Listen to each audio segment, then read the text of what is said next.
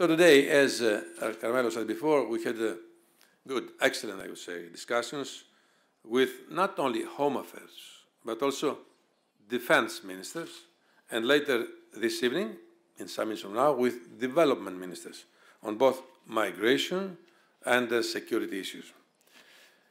Ensuring stability in our larger neighborhood will not only contribute to reducing migration flows, but also to diminishing some of the root causes of terrorism.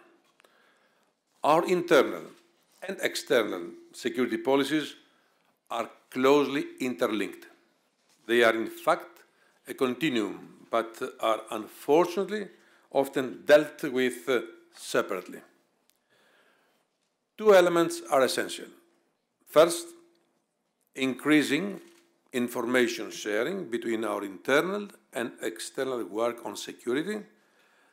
And second, improving our cooperation with international stakeholders, international actors.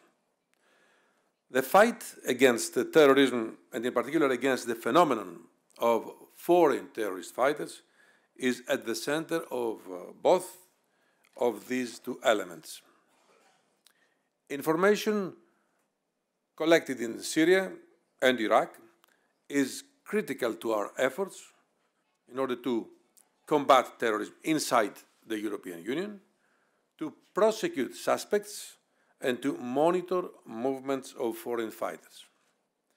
This is why we need to improve information sharing between military and law enforcement authorities, but also cooperation with important international partners, such as NATO and Interpol, together with our EU agencies, Europol, and the European Borders and Coast Guard.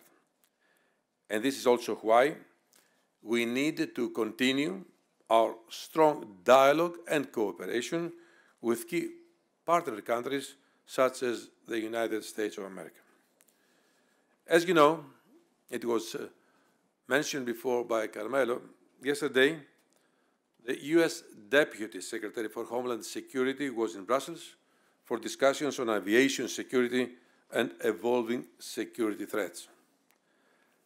The good news, the positive news, is that we have agreed to urgently start an expert process together to further assess potential threats and to discuss our mitigation measures.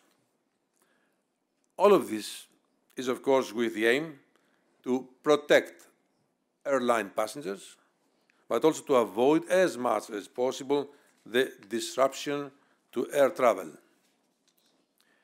Security threats today are volatile, unpredicted, and rapidly evolving.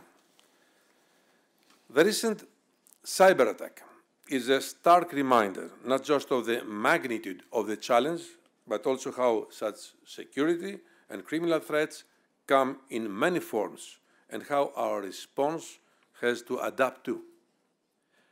I therefore very much welcome today's Council conclusions, which define the European Union's priorities for the fight against serious and organized crime in the future.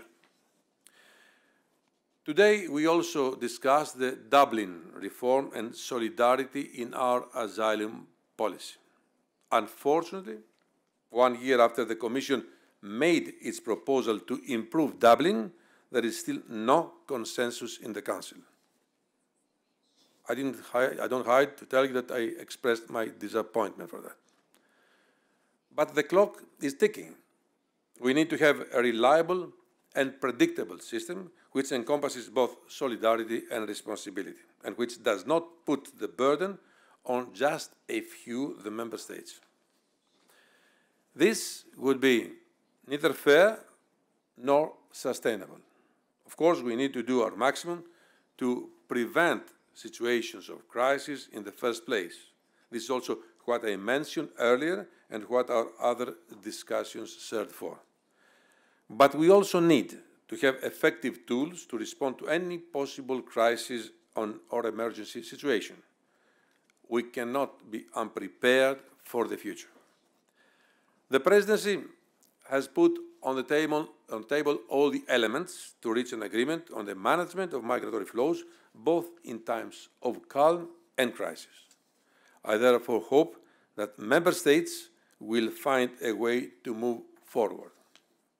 Finally, later this evening, Home Affairs and Development Ministers will discuss the cross-cutting issues between migration and development. If we want to better manage migration today, we have to operate where migration starts and why it starts in the first place. This is why we need to improve the coordination between migration and development policies of the European Union and streamline our approach with key countries of origin and transit. The central message from today's discussions is that all these issues are horizontal, interdependent, and interconnected.